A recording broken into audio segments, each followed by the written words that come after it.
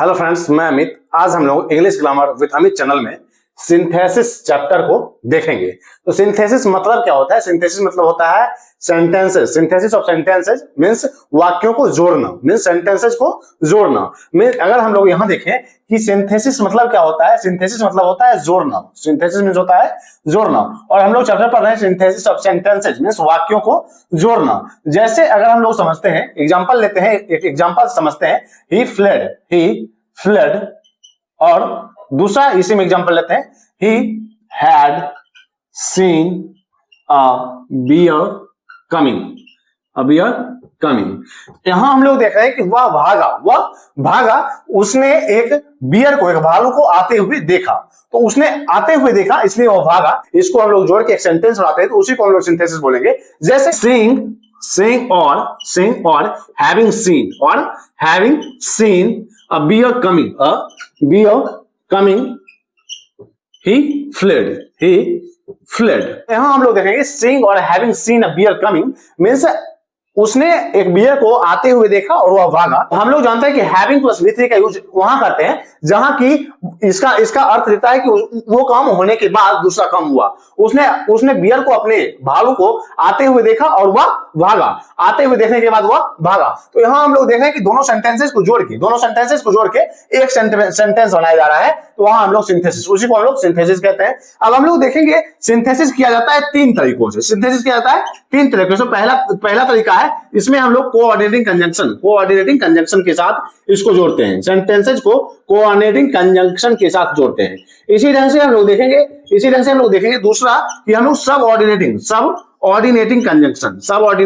Conjunction से words को, sentences को जोड़ते हैं। इसी ढंग से हम लोग देखेंगे तीसरा कि हम लोग फ्रेजेस यूज करके इसको ऐड करते हैं, सेंटेंसेस को जोड़ते हैं। लेकिन सबसे बड़ी कंफ्यूजन यहां होती है कि हम लोग कोऑर्डिनेटिंग कंजंक्शन से कहां जोड़ेंगे, सबऑर्डिनेटिंग कंजंक्शन से कहां जोड़ेंगे, और फ्रेज यूज करके कहां जोड़ना है। सबसे बड़ी कंफ्यूजन आपके सिंथेसिस में, अगर आपको सबसे बड़ी कंफ्यूजन होती है तो कंफ्यूजन यही होती है कि कोऑर्डिनेटिंग कंजंक्शन से कहां जोड़ना है। किन सेंटेंसेस को हम लोग कोऑर्डिनेटिंग कंजंक्शन से जोड़ेंगे, किन सेंटेंसेस को सबऑर्डिनेटिंग कंजंक्शन से जोड़ेंगे, और किन सेंटेंसेस को हम लोग फ्रेज यूज करके जोड़ेंगे। तो यही कंफ्यूजन अभी हम लोग दूर करेंगे।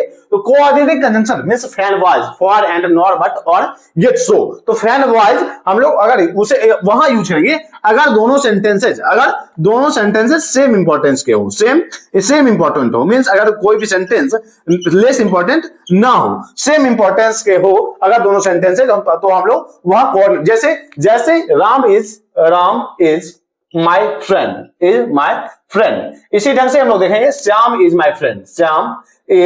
My friend. अगर इसे हम लोग जोड़ना चाहें तो हम लोग लिख सकते हैं Ram and Shyam are my friend. तो यहां हम लोग देख रहे हैं कि एंड के साथ हम लोग जोड़ रहे हैं। क्योंकि दोनों सेंटेंसेज सेम इंपॉर्टेंस के थे कि राम मेरा दोस्त है और श्याम मेरा दोस्त है। मींस दोनों सेंटेंसेस सेम इंपॉर्टेंस के, सेम महत्ता के हैं। तो हम लोग उसको कोऑर्डिनेटिंग कंजंक्शन से जोड़ेंगे।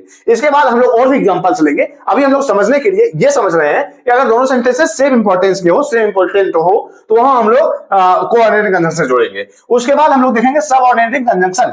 अगर सबऑर्डिनेटिंग कंजंक्शन से हमें जोड़ना है तो अगर एक सेंटेंस दूसरे पर डिपेंडेंट हो, अगर एक सेंटेंस दूसरे पर डिपेंडेंट हो, तो वहां हम लोग सबऑर्डिनेटिंग कंजंक्शन से जोड़ेंगे। हम लोग सबऑर्डिनेटिंग कंजंक्शन से जोड़ेंगे। उसके बाद फ्रेज, जैसे अभी हम लोगों ने देखा कि he fled, he had seen a bear coming। तो यहां हम लोगों ने किया कि seeing और having seen वाइज यूज कर सकते हैं, या having seen को देख सकते हैं। देखने के बाद उसने बियर को अपने ओर आते हुए देखने के बाद वह भागा। तो यहां हम लोग देख सकते हैं कि having seen या seeing को अपने मन से यूज कर रहे हैं, means as a phrase use कर रहे हैं। having seen a bear coming, he fled। तो यहां हम लोग देख रहे हैं कि फ्रेज, अगर दोनों सेंटेंस के सब्जेक्ट सेम हो, तो वहां हम लोग फ्रेज को यूज करके सेंटेंस को जोड़ेंगे। तो यहां हम लोग अगर देखेंगे कि सब्जेक्ट, अगर दोनों सेंटेंसेस के सब्जेक्ट जो है वो सेम होंगे, तो हम लोग वहां ऐड करेंगे फ्रेजेस को यूज करके हमें ऐड करना है। तो अब हम लोग यहां कंफ्यूजन को खत्म करते हैं। अगर सेम इंपॉर्टेंट के दोनों सेंटेंस सेम इंपॉर्टेंस के हो, तो हम लोग कोऑर्डिनेटिंग कंजंक्शन से उसे जोड़ेंगे। जबकि सबऑर्डिनेटिंग कंजंक्शन में हम लोग देखेंगे कि अगर एक सेंटेंस दूसरे पर डिपेंडेंट हो, अगर पहला सेंटेंस या दूसरा सेंटेंस एक सेंटेंस दूसरे पर डिपेंडेंट हो तो हम लोग सबऑर्डिनेटिंग कंजंक्शन से जोड़ेंगे। इसी तरह से हम लोग देखेंगे फ्रेजेस वहां यूज करना है अगर दोनों सेंटेंसेस के सब्जेक्ट सेम हो, तो वहां हम लोग फ्रेज यूज करके उसे ऐड करते हैं। अब हम लोग इसके एग्जांपल से हर एक चीज को, हर एक कंसेप्ट को क्लियर करेंगे। अब हम लोग क्वेश्चन से देखेंगे, फर्स्ट का ए और बी देखें, he is poor, he is honest. तो हम लोग पहले क्या करेंगे कि हम लोग पहले सेंटेंसेस को पढ़ेंगे और उसमें संबंध बनाने की कोशिश करेंगे, रिलेशन बनाने की कोशिश करेंगे कि हम लोग उसको कैसे रिलेट कर सकते हैं। जैसे ही इज पुअर, वह गरीब है, ही इज ऑनेस्ट, वह ईमानदार है। तो यहाँ कंट्रास्ट की बात हो रही है। जैसे अगर हम लोग इसकी बात करें, he is poor but honest, वह गरीब है लेकिन ईमानदार है। तो यहाँ हम लोग कॉन्ट्रास्ट की बात करते हैं तो आपका सेंटेंस जुड़ जाता है। तो यहाँ बट से जुड़ रहा है, कोऑर्डिनेटिंग कंजंक्शन से जुड़ रहा है,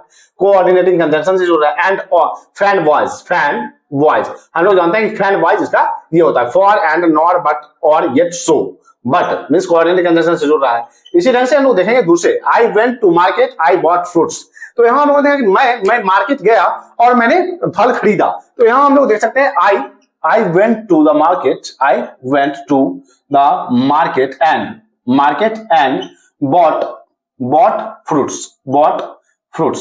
तो यहां हम लोग देख रहे हैं कि यह एडिशन की बात कर रहा है, इसी ढंग से हम लोग देखेंगे कि कंट्रास्ट की बात हो या एडिशन की बात हो या चॉइस की बात हो, तो वहां हम लोग कोऑर्डिनेटिंग कंजंक्शन की बात करेंगे। इसी ढंग से हम लोग देखेंगे थर्ड में कि he failed, he was careless. तो वह फेल किया, वह फेल हो गया, क्यों? क्योंकि वह केयरलेस था। तो इसको हम लोग बना सकते हैं, he failed because he was careless means वह फेल हुआ क्योंकि वह केयरलेस था। तो यहां हम लोग देख रहे हैं कि सबऑर्डिनेटिंग कंजंक्शन की बात हो रही है, और यहां हम लोग देख रहे हैं कि यह रीजन की बात कर रहा है, वह फेल हुआ क्योंकि, क्या रीजन थी कि वह फेल हुआ? तो क्योंकि वह केयरलेस था, वह फेल हुआ। तो यहां रीजन की बात की जा रही है। तो रीजन की बात हो या फिर कंडीशन की बात हो, या रीजन की बात हो या कंडीशन की बात हो, तो वहां हम लोग सबऑर्डिनेटिंग कंजंक्शन की बात करेंगे। जैसे फोर्थ देखते हैं, ए और बी देखिए, you study hard, you will pass. तो यहां हम लोग लिख सकते हैं, if you study hard you will pass, you will pass, या इसी को हम लोग लिख सकते हैं, you will pass if you study hard. तो यहां हम लोग सबऑर्डिनेटिंग कंजंक्शन से जुड़ रहे हैं। इसी तरह से हम लोग फिफ्थ में देखेंगे कि ही finished his work, he went out. तो यहां हम लोग देख रहे हैं कि सब्जेक्ट सेम है, और यहां देख रहे हैं कि उसने काम खत्म किया और वह बाहर गया। तो यहां हम लोग इसको फ्रेज से जोड़ेंगे। जैसे हैविंग फिनिश्ड या आफ्टर फिनिशिंग, या तो हम लोग लिख सकते हैं आफ्टर फिनिशिंग, या हम लोग लिख सकते हैं having finished his work, he went out means यहां हम लोग फ्रेज का यूज कर रहे हैं। इसी तरह से हम लोग फ्रेज के और भी एग्जांपल की देखेंगे कि हम लोग फ्रेज को यूज करके कैसे इसको ऐड करते हैं सेंटेंसेस को। जैसे she wanted to help, she called him, तो she called him to help। तो इसको हम लोग देख सकते हैं कि वह हेल्प करना चाहती थी, उसने उसे बुलाया, तो she called him, उसने उसे बुलाया हेल्प करने को। तो यहां हम लोग इन्फिनिटिव फ्रेज की बात करते हैं, और फ्रेज के साथ इसको ऐड कर रहे हैं। तो अभी हम लोगों ने सिंथेसिस में ये देखा कि सिंथेसिस में हम लोग कोऑर्डिनेटिंग कंजंक्शन से जोड़ सकते हैं, सबऑर्डिनेटिंग कंजंक्शन से जोड़ सकते हैं, और फ्रेजेस जैसे इन्फिनिटिव फ्रेज या फिर पार्टिसिपल फ्रेज से हम लोग जोड़ते हैं। तो कहां हम लोग कोऑर्डिनेटिंग कंजंक्शन से जोड़ेंगे या सबऑर्डिनेटिंग कंजंक्शन से जोड़ेंगे और फ्रेजेस से जोड़ेंगे, ये कंफ्यूजन भी हम लोगों का दूर हो गया कि अगर मान लो कि सेंटेंसेज सेम इंपॉर्टेंस के हो, अगर दोनों सेंटेंस सेम इंपॉर्टेंस के हो तो हम लोग उसको जोड़ेंगे कोऑर्डिनेटिंग कंजंक्शन से। लेकिन अगर सेंटेंसेज में रीजन हो, कंडीशन हो, या फिर ये समझ लो कि अगर सेंटेंसेज एक दूसरे पर डिपेंडेंट हो, तो वहां हम लोग सबऑर्डिनेटिंग कंजंक्शन से जोड़ेंगे। उसी ढंग से हम लोग देखेंगे फ्रेजेस में कि अगर सब्जेक्ट सेम हो, अगर हम लोग देखेंगे कि सब्जेक्ट सेम हो, तो वहां हम लोग फ्रेज से उसको ऐड करेंगे। तो हम लोगों ने सिंथेसिस को देखा, सिंथेसिस के सारे कंफ्यूजन को दूर किया। तो आज तक के लिए इतना ही, मिलते हैं कल। अगर आपने इंग्लिश ग्रामर को सब्सक्राइब नहीं किया है, आप जरूर सब्सक्राइब करें, इससे भी इंपॉर्टेंट टॉपिक आपके साथ शेयर किए जाएंगे। तब तक के लिए बाय।